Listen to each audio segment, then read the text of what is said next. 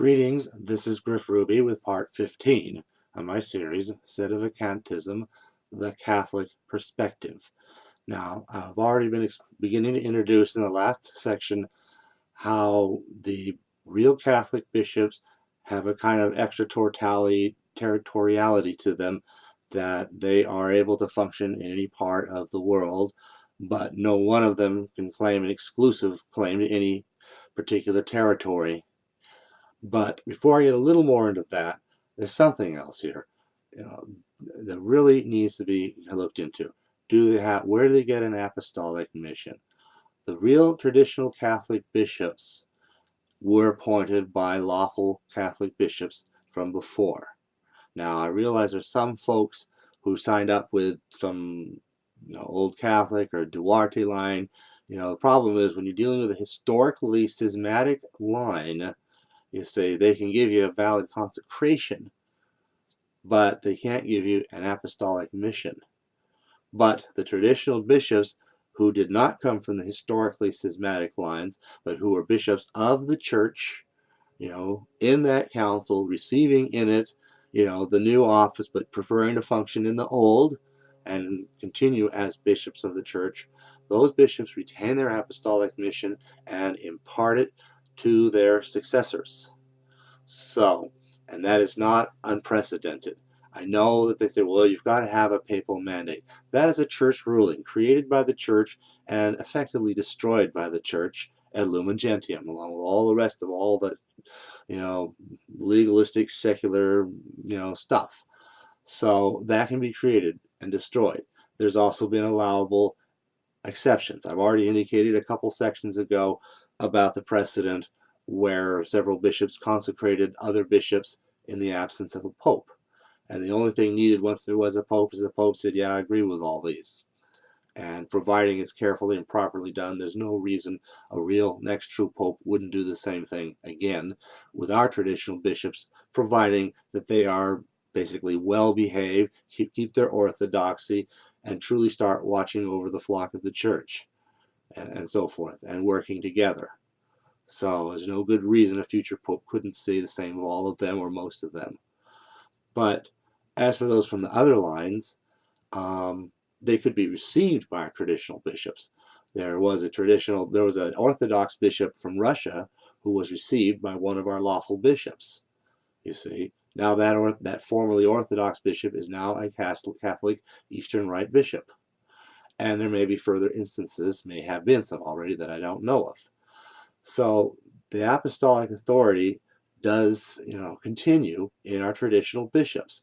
You see, they have it from the bishops who consecrated them, who were legitimate bishops. They have it again, enumerated, renamed, declared again in the Lumen Gentium when it afforded them the authority to function as elements of sanctification and truth in the church while outside the Vatican. It also, say one other thing is there's well, what about the Lefebvre bishops? Well, granted, they say they didn't give them jurisdiction, but that's not completely true. Lefebvre gave them non-territorial jurisdiction. He gave them his mission to continue throughout the world. He didn't give them territorial. He didn't say to one, okay, you're the bishop of here.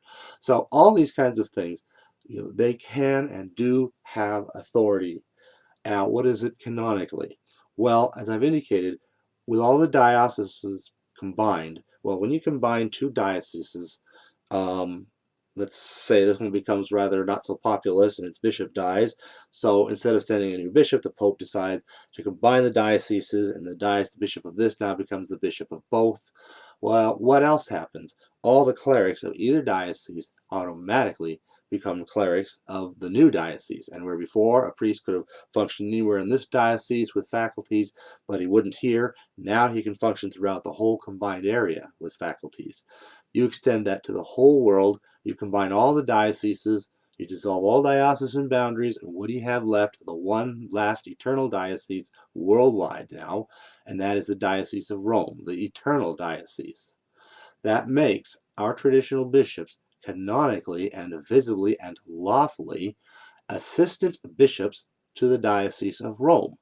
None of them is a main bishop because that would be a pope. And there's several reasons we don't have a pope. But there are auxiliary bishops. As such, they have the authority to act. There has one other thing that Lumen Gentium did. In the note previa, it established collegiality.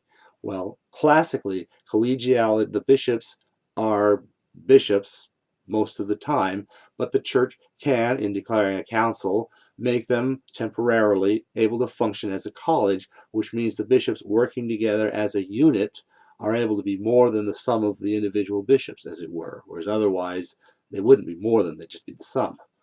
So that's what being a college is. They have more authority. So now suddenly Lumen Gentium comes along and tries to claim this is now always. Well, scripture, history, classical theology explicitly establishes that is not the case. But what can be done is to basically amount to a mandate that they are a college and shall remain a college basically until Lumen Gentium is taken off the books. So that means that our traditional bishops are a college. So if they got together and acted as a college, they would have basically enough authority to give the church a pope. More about that next installment. Thank you.